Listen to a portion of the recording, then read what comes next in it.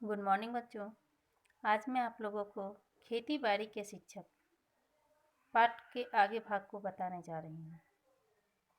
तो खेती बाड़ी के जो शिक्षक थे वो बताते हैं कि हमें कैसे खेती करना चाहिए, है ना। और वो खार पतवार के बारे में बताते हैं कि खार पतवार जो होता है वो फसल से भी ज़्यादा तेज़ी से बढ़ता है।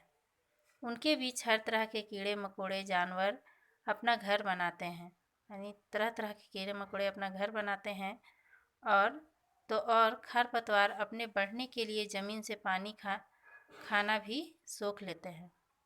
नए टीचर सब बातें एक के बाद एक बताते जा रहे थे, जो खेती बाड़ी के शिक्षक थे। पर बोलते समय उनका हाथ जो था जरा सा भी नहीं रुक रहा था, एक क्षण के लिए भी हाथ रुक नहीं रहा था। हाथ बराबर काम कर रहे थे।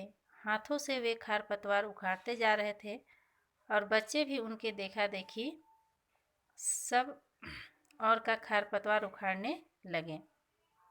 इसके बाद उन्होंने कुदाल का इस्तेमाल बताया कि कुदाल का इस्तेमाल से क्या किया जाता है, बीज कैसे बोते हैं, कतार कैसे बनाते हैं, खाद कैसे छिड़कते हैं।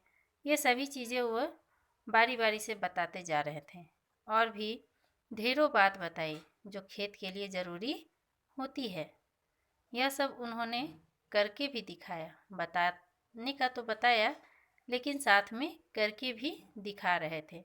इतने ही में क्या होता है कि एक कोने से सांप निकल आता है और वो सांप बड़े लड़के यानी तो चांद जो था उसको डस ही लेता, उसके हाथ में डस ही लेता। लेकिन जो खेती बाड़ी के शिक्षक थे वो बताएं कि ये सांप जो है वो जहरीले नहीं होते हैं और ये किसी को मतलब नुकसान भी नहीं पहुंचाते हैं, जब तक इन्हें कोई तंग ना करे। खेत में बीज बोने का तरीका बताने के अलावा नए शिक्षक ने कीड़े मकोड़े, चिड़िया, तितलियों और मौसम के बारे में भी बड़े ही मज़ेदार बातें बताई। और काम से गठीले हुए उनके हाथ मानो उनकी कहीं बातों की पुष्टि कर रहे थे। उनका हाथ जो था वो गठीला था, बड़ा ही मजबूत था। वो ये बात इन सभी बातों की पुष्टि कर रही थी, यानी लग रहा था कि हाँ, ये जो भी बोल रहे हैं वो सच है। जो कुछ भी वे कह रहे हैं सब उनके अनुभव से है, जानी परखी बातें थी। बच्चे पसीने से तरबतर थे। वे नए टीचर की मदद से खेत बो चुके थे। कुछ कतारें टेढ़ी मेढ़ी थी, पर उन्हें अनदेखा किए जाए तो पूरे खेत करीने से बोए लगता था, यानी पूरा खेत लग रहा था कि एक करीने से लाइन बाय लाइन बोया गया है। इस दिन के बाद बच्चे उस किसान का सम्मान करने लगे और जब भी उन्हें देखते तुरंत चिल्ला पड़ते, वे रहे हमारे खेती बाड़ी के शिक्षक।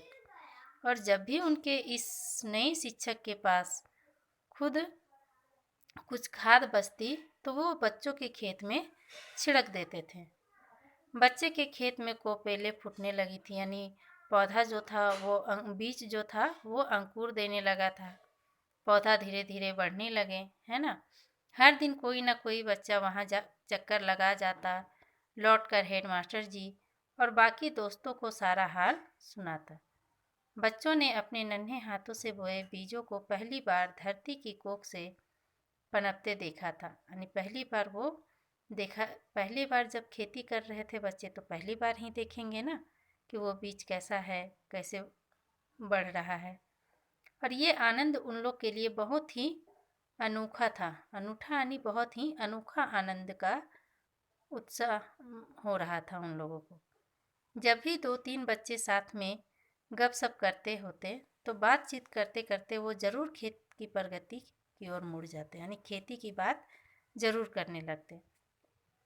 विश्व के कई हिस्से में अब भयानक घटनाएं घटने लगी थी, पर तोमोई के बच्चे आपस में अपने नन्हे खेत की बात करते थे। खेतों में ही तो सुख शांति बसते हैं, वो कह यानी सारे बच्चे तरह तरह की घटना घट रही थी। बहुत कोई बनमास, कोई तरह तरह का काम कर रहा था।